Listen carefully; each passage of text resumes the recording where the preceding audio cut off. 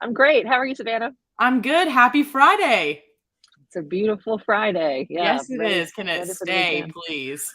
I hope so. We're ready. Yeah, we are. Bring on the We're ready. spring. Yeah, it's been a fun week though. We've had a lot of events this week. Yeah, it has been busy. It's been great.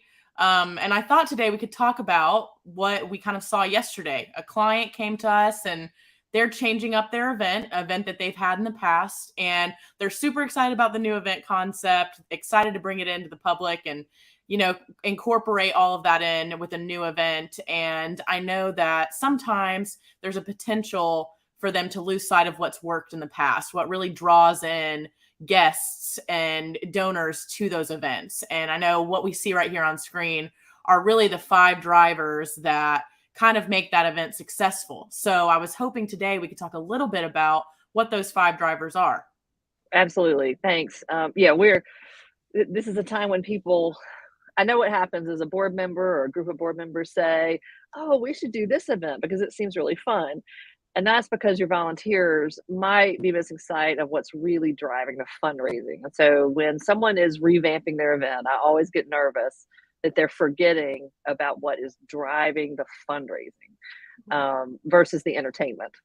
And so the five things that really are driving giving at your event, and we ranked all of our events one year on these five metrics. And events that hit all five were the most successful.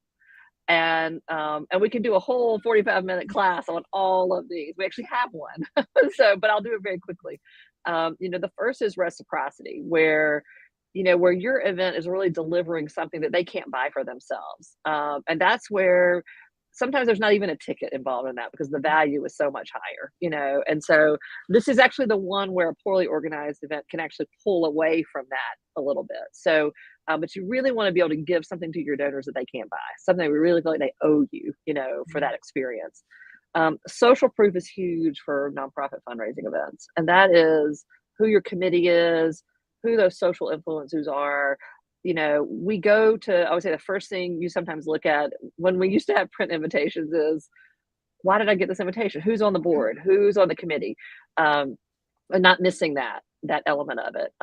Scarcity is huge. I love a sold out nonprofit event. I feel like a lot of nonprofits should really focus in on the sellout component rather than increasing the venue size, or at best maybe going hybrid with virtual. But limiting tickets, something that makes it feel rare and special. Mhm. And then you can increase your ticket prices. And so, a really high end event with low ticket volume, that's scarce and that's awesome. Um, the fourth, and that's the one that in particular that the client who's changing their event for the upcoming year, this element is the one that they really hit in the 23 years of their previous event that is I hope they continue to hit. And that's this idea of consistency. Mhm. And they had a model where they rewarded table hosts for their longevity, and you didn't want to give up being a table host because you wanted to climb the ladder of longevity with this event. You wanted to be a 5 year, a 10 year, and they put it in the program, and it was really celebrated the longevity of your participation in this Mhm. event. Um, and they really hit consistency on that, and people wanting to be repeat donors, wanting to come back year after year, and it's a real driver for that event. And so that's a special one that a lot of nonprofits miss is really rewarding consistent support for an event and making people feel special, because then they want to come back next year and the next year, the next year, Mhm. because you made them feel good. um, and the last is authority. And I do love when you have a board member, a grant recipient. It can be someone who has a celebrity status, Mhm. um, be an authority figure on it. And again, that's somebody telling you need to give to this because it's important.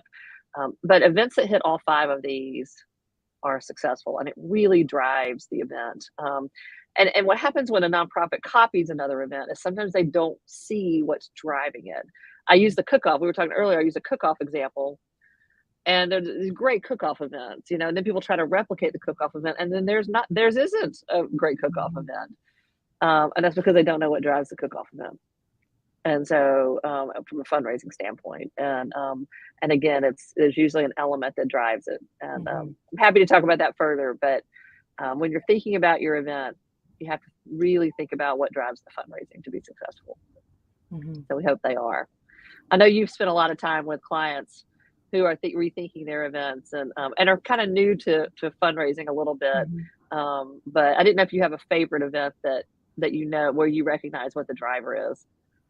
Yeah. Well, for me, I would say I work with a lot of online campaigns. Yeah. So a lot of the things I do work with online campaigns, and drivers of that are your fundraisers. So when I'm thinking about Mhm. someone pulling up an online campaign, we just had a new client actually come in, and they built out this cute site, looked great, sent it to me and said, "Hey, please check it out."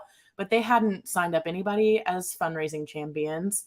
They haven't communicated any of those expectations to them. And so for Mhm. me, I'm like, hey, the site looks great, but you're missing the driver, which is going to be those fundraisers. You are not Mhm. going to raise the money without them. I mean, that is Exactly. going to be the significant difference maker for you in this campaign. Mhm. So for me, that's where I mostly see it for them. But It's a great and point. when you say all five of these, I mean, that's what people I think forget. They forget all of these or one of these items, and they're focusing on making this really fun event, but they're not focusing on all Mhm. of the stuff that's going to make it succeed. So you're totally Yeah. right. And all of these have to be put into place in order to be successful. Yeah. So here's to a great 2022. Back to in-person events, we hope. So cross Yes, our yes. fingers.